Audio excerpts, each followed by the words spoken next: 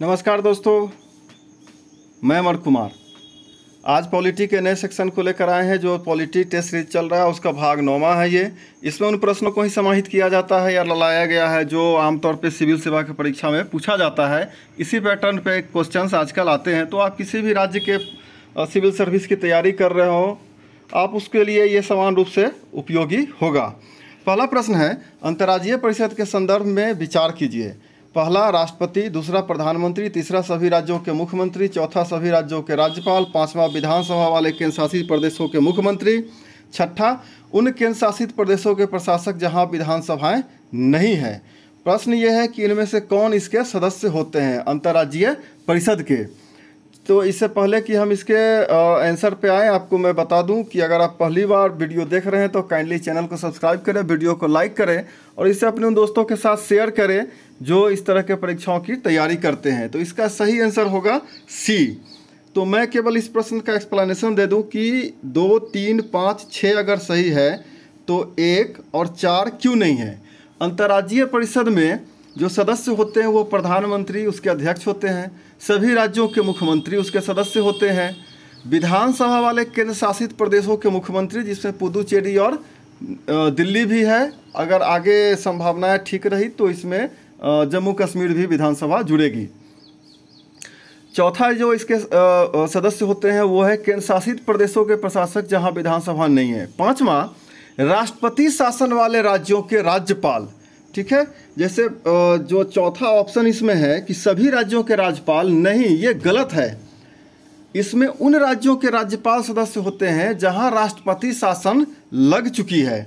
और जो छठा इसके सदस्य होते हैं वो प्रधानमंत्री द्वारा नामित किए गए 6 केंद्रीय मंत्री होते हैं जो कैबिनेट स्तर के होते हैं, जिसमें गृह मंत्री का होना अनिवार्य है।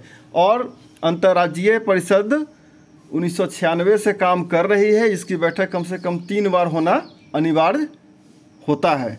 ठीक है, तो ये इसके एक्सप्लेनेशन था, मैंने आपको बता दिया। आगे से हर प्रश्नों का एक्सप्लेनेशन इतना ज़रूरी नहीं है, इसकी ज़रूरी थी, जिसका ज़रूरत होगा मैं बताऊंगा। आते हैं अगले प्रश्न की ओर। भारत के अंतर्राज्यीय परिषद के क्षेत्राधिकार से निम्नलिखित में से कौन सा एक विषय बाहर रखा गया है। राज्यों के बीच जो विवाद उत्पन्न हो गया है उसकी जांच पड़ताल करना और उन पर परामर्श देना, ऐसे विषयों का अन्वेषण का मतलब होता है इन्वेस्टिगेशन, और उन पर विचार विमर्श करना जिसमें कुछ या सभी राज्य अथवा संघ और एक या अधिक राज्यों का समान हित हो। सी, ऐसे किसी विषय पर सिफारिश करने की विशेषता उस विषय के संबंध में नीति और कार्यवाही के अधिक अच्छे समन्वय के लिए सिफारिश करना। डी, किसी अंतर्राज्यिक नदी या नदी घाटी के या उसके जल के प्रयोग, वितरण या नियंत्रण के संबंध में किसी विवाद या परिवाद का अधिनिर्णय। तो ये जो 4 विषय हैं इसमें से कौन सा एक विषय अंतर्राज्यीय परिषद के क्षेत्राधिकार से बाहर है। इसका सही आंसर है डी वाला ऑप्शन उसके बाहर से रखा गया है। इस संदर्भ में आप आर्टिकल 263 जरूर पढ़ेंगे और 262 तो पढ़ेंगे ही पढ़ेंगे।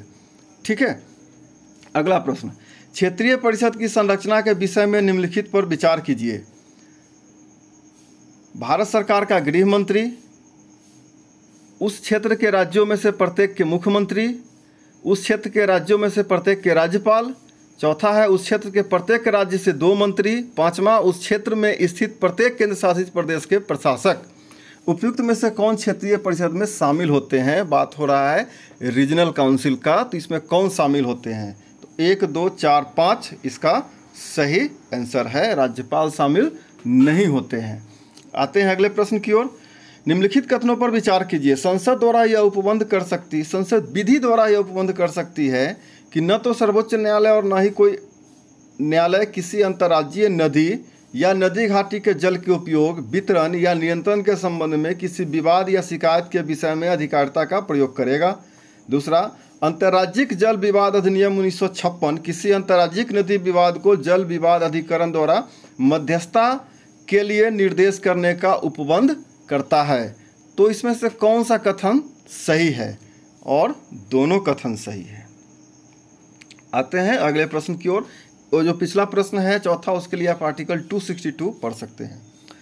क्षेत्रीय परिषद के संबंध में निम्नलिखित कथनों पर विचार कीजिए। क्षेत्रीय परिषद का गठन राज्य पुनर्गठन अधिनियम के अंतर्गत किया गया है। दूसरा, क्षेत्रीय परिषद केंद्र और प्रदेशों को सामाजिक एवं आर्थिक मामलों से संबंधित एक समान नीतियों के निर्धारण में सहायता पहुंचाती है।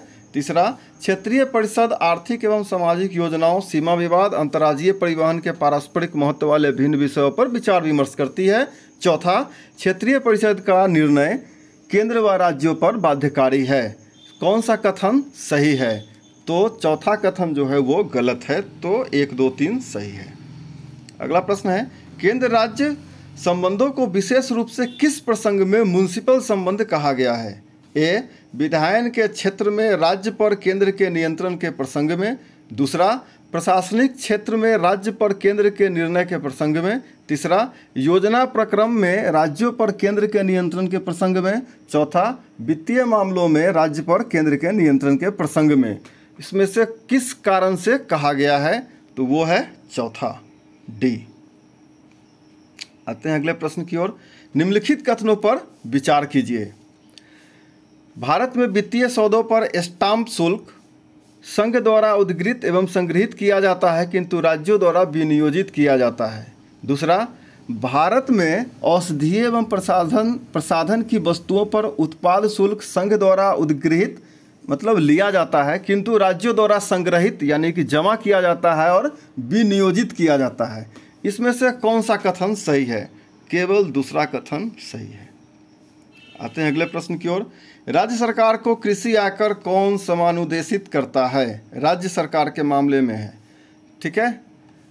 और ऑप्शंस है वित्त आयोग, नीति आयोग, राष्ट्रीय विकास परिषद, भारत का संविधान। कृषि आयकर कौन समानुदेशित करता है राज्य सरकारों को? तो भारत का संविधान। और मैं चाहूँगा आप आर्टिकल 274 जरूर पढ़ें। क्या संविधान के अंतर्गत भारतीय संघ के राज्य विदेशी ऋण सीधे लेने की शक्ति रखते हैं? अगर आप इसके लिए ऑप्शंस पूरा पढ़ रहे हैं तो गलत है। आर्टिकल 293 पढ़िएगा, नहीं, उसके लिए उनको केंद्र सरकार से मदद लेनी पड़ती है। संविधान के अनुच्छेद 268 क में सेवा कर से संबंधित प्रावधान किया गया है। इसे संघ द्वारा लगाया जाता है, किंतु संघ और राज्यों द्वारा विनियोजित एवं संकलित किया जाता है। यह उपबंध संविधान के किस संशोधन अधिनियम के द्वारा जोड़ा गया? 80वां संशोधन 2000, 88वां संशोधन 2003, सी 92वां संशोधन 2003, डी 93वां संशोधन 2006। तो ये आर्टिकल 268 ए के संदर्भ में जो बात है वो 88वां संशोधन के द्वारा किया गया था। अगला प्रश्न है, निम्नलिखित में से कौन कर है जो भारत सरकार द्वारा लगाए जाते हैं और वसूल किए जाते हैं किंतु राज्यों को दे दिए जाते हैं? ऑप्शंस हैं रेल भारों और माल भारों पर कर। दूसरा, समाचार पत्रों के क्रय या विक्रय पर उनमें प्रकाशित विज्ञापनों पर कर। तीसरा, कृषि आय पर लगाए जाने वाले कर। और इसमें से सही आंसर कौन है? तो केवल पहला और दूसरा है। कृषि पूर्णतः राज्य का क्षेत्राधिकार है।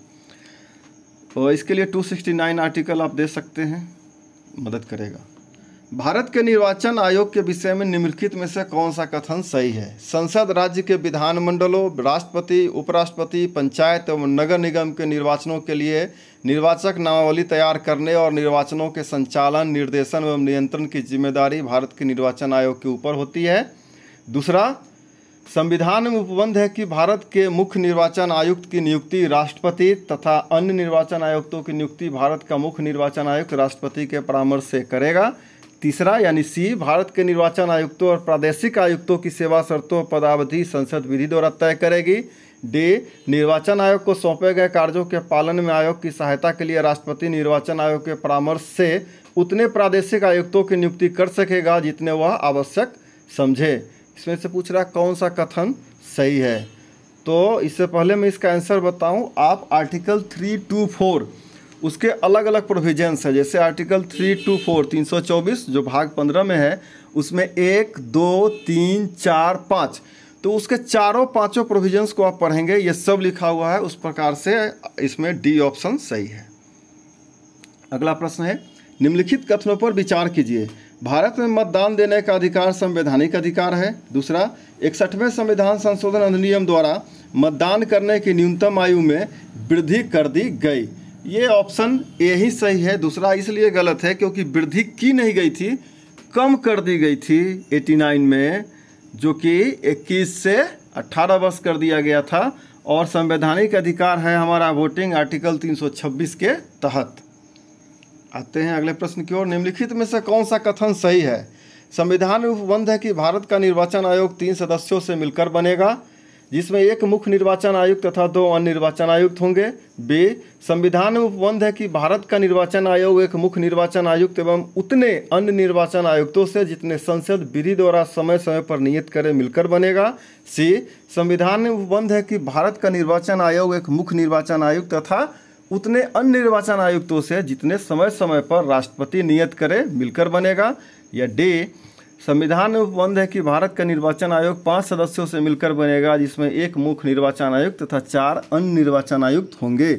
आप वीडियो पॉज करके ऑप्शन जरूर पढ़ेंगे। फिर से मैं कह रहा हूँ आर्टिकल 324 2 जरूर देखेंगे इसके आंसर के लिए। इसका आंसर सी सही है। अगला प्रश्न, निम्नलिखित में से किसके द्वारा भारत के मुख्य निर्वाचन आयुक्त को उसके पद से हटाया जा सकता है? भारत के मुख्य न्यायाधीश द्वारा उसके विरुद्ध दोषारोपण सिद्ध होने पर। बी, संघीय मंत्रिमंडल की सहमति के आधार पर भारत के राष्ट्रपति के द्वारा। सी, एक समिति द्वारा जिसके सदस्य होंगे भारत के मुख्य न्यायाधीश, भारत के विधि मंत्री और भारत के उपराष्ट्रपति। डी, राष्ट्रपति द्वारा संसद में 2/3 बहुमत से पारित प्रस्ताव के आधार पर। तो 324(5) मैं कह रहा हूँ निर्वाचन आयोग 324 जरूर पढ़िएगा। 1, 2, 3, 4, 5 उसके सब आर्टिकल्स हैं। तो 324(5) में इसका सही आंसर है, यानी डी इसका सही आंसर है। ठीक है। और सी में एक जगह लिखा हुआ है भारत के विधि मंत्री। अगर आप वीडियो पूरा देख रहे होंगे तो मुझे उम्मीद है कि आप कमेंट बॉक्स में मुझे बताएंगे कि भारत का विधि मंत्री कौन है अभी। अगला प्रश्न, निम्नलिखित कथनों पर विचार कीजिए। संविधान में भारत के निर्वाचन आयोग के सदस्यों की योग्यता के संबंध में कोई प्रावधान नहीं किया गया है। दूसरा, संविधान में उपबंध है कि भारत का निर्वाचन आयुक्त सेवानिवृत्त के पश्चात भारत सरकार की किसी अन्य सेवा में नियुक्त नहीं हो सकेगा। आपको बताना है कौन सा कथन सही है। तो निर्वाचन आयुक्त कहीं भी जा सकते हैं, उस पर कोई रोक नहीं है। ए सही आंसर है। ऐसा संविधान में कहीं लिखा हुआ ही नहीं है। 17, भारत के निर्वाचन आयोग के कार्यों के संदर्भ में निम्नलिखित में से कौन से कथन सही है? पहला, लोकसभा के अध्यक्ष एवं उपाध्यक्ष तथा राज्यसभा के सभापति एवं उपसभापति के पदों के लिए निर्वाचन करवाना। दूसरा, पंचायतों, नगर पालिकाओं एवं नगर निगमों के लिए निर्वाचन करवाना। तीसरा, राष्ट्रपति एवं उपराष्ट्रपति के लिए निर्वाचन करवाना। चौथा, संसद एवं राज्य के विधानमंडलों के सभी चुनाव करवाना। आपको बताना है इसमें से कौन सा कथन सही है। तो आप इसको पढ़ेंगे, मैं इसका आंसर बता दूं। केवल 3 और 4 सही है। आते हैं अगले प्रश्न की ओर। निम्नलिखित कथनों पर विचार कीजिए। चुनाव से उत्पन्न सभी संदेहों एवं विवादों का निर्णय भारत के निर्वाचन आयोग द्वारा किया जाता है। संसद सदस्यों की योग्यता से संबंधित निर्णय भारत का निर्वाचन आयोग राष्ट्रपति की सलाह से करता है। तो इसमें से कौन सा कथन सही है? ना तो पहला है ना ही दूसरा है। ठीक है, क्योंकि जब भी कोई विवाद अगर होता है चुनाव से संबंधित तो उसका निर्णय न्यायालय के द्वारा किया जाता है। और संसद की योग्यता के संबंध में जो निर्णय है वो भारत का निर्वाचन आयोग ही नहीं करता है, राज्य का विधानमंडल भी तो कर सकता है। ठीक है, राज्यपाल भी तो उसमें निर्णय लेता है, लेकिन राज्यपाल भी अगर उसमें लगेगा तो निर्वाचन आयोग से करेगा और राष्ट्रपति का निर्णय अंतिम होता है, इसमें वो फाइनल नहीं है। अगला प्रश्न, निम्नलिखित कथनों पर विचार कीजिए। राजनीतिक दलों को मान्यता प्रदान करना और चुनाव चिन्ह आवंटित करना। दूसरा, निर्वाचक नामावली तैयार करना और योग्य मतदाताओं को पंजीकृत करना। तीसरा, नामांकन प्रक्रिया शुरू करने की तिथि, मतदान की तिथि, मतगणना की तिथि एवं चुनाव परिणामों की घोषणा। चौथा, राजनीतिक दलों और उसके उम्मीदवारों के लिए आचार संहिता लागू करना। इसमें से कौन सा निर्वाचन आयोग का काम है? सारा काम निर्वाचन आयोग का है। अगला प्रश्न, भारत की निर्वाचन प्रणाली के संदर्भ में निम्नलिखित कथनों पर विचार कीजिए। वयस्क मताधिकार के आधार पर प्रत्यक्ष निर्वाचन प्रणाली। दूसरा, एकल संक्रमणीय मत के द्वारा आनुपातिक प्रतिनिधित्व प्रणाली। तीसरा, आनुपातिक प्रतिनिधित्व प्रणाली की सूची। चौथा, अप्रत्यक्ष निर्वाचन की संचयी मतदान प्रणाली। उपयुक्त में से कौन सा कथन सही है? तो 1 और 2 सही है। अगले प्रश्न की ओर आते हैं। निम्नलिखित कथनों पर विचार कीजिए। न्यायालय द्वारा घोषित अपराधी व्यक्ति चुनाव लड़ने के लिए अयोग्य हैगा। इसका निर्णय भारत के राष्ट्रपति द्वारा किया जाता है। दूसरा, मताधिकार एवं निर्वाचित होने का अधिकार संवैधानिक अधिकार है। आपको बताना है इसमें से कौन सा कथन सही है। तो दोनों में से कोई कथन सही नहीं है, इसलिए कि जब आप जन प्रतिनिधित्व अधिनियम 1951 को पढ़ेंगे तो उसमें न्यायालय द्वारा जिस व्यक्ति को 2 वर्ष की सज़ा सुनाई गई है तो वो अगले 6 वर्ष के लिए चुनाव नहीं लड़ेगा। सुप्रीम कोर्ट इस पर जजमेंट दे चुका है। और मतदान का अधिकार संवैधानिक अधिकार के साथ साथ वैधानिक अधिकार भी है, जिसका उल्लेख आपको आर्टिकल 326 में किया गया है और जनप्रतिनिधित्व कानून 1951 में भी है। लेकिन ये मतदान करने का है, निर्वाचित होने का अधिकार वैधानिक है ना कि संवैधानिक है। ठीक है, वैधानिक मतलब लीगली है, वो ऐसा नहीं है कि हम खड़ा हो गए तो निर्वाचन होना मेरा अधिकार हो गया, वो वैधानिक है। विधान अगर कहता है तो होंगे, नहीं तो नहीं हो भी होंगे। आप आते हैं अगले प्रश्न की ओर। उस देश में आनुपातिक प्रतिनिधित्व प्रणाली आवश्यक नहीं है जहां कोई आरक्षित निर्वाचन क्षेत्र है, द्विदलीय प्रणाली विकसित हुई है, first past the post system प्रचलित है, राष्ट्रपति और संसदीय शासन प्रणाली का सम्मिश्रण है। तो यह कहाँ पे है? अनुपातिक प्रतिनिधित्व प्रणाली जहाँ पे द्विदलीय प्रणाली विकसित है। तो वहाँ पे अनुपातिक होने का कोई जगह ही नहीं है, अनुपात लगेगा ही नहीं।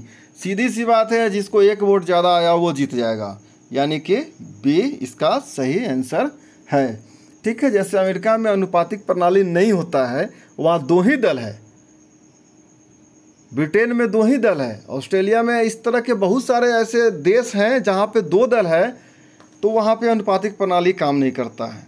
अपने ही देश में आप अपने ही घर में अगर 2 व्यक्ति हैं तो आप समझ सकते हैं कि कैसे डिसीजन लेंगे। अगला प्रश्न, भारत के परिसीमन आयोग के संदर्भ में निम्नलिखित कथनों पर विचार कीजिए। भारत के परिसीमन आयोग का गठन राष्ट्रपति द्वारा किया जाता है। दूसरा, परिसीमन आयोग के आदेश जब लोकसभा या राज्य विधानसभा के सम्मुख रखे जाते हैं तब उन आदेशों में कोई संशोधन नहीं किया जा सकता।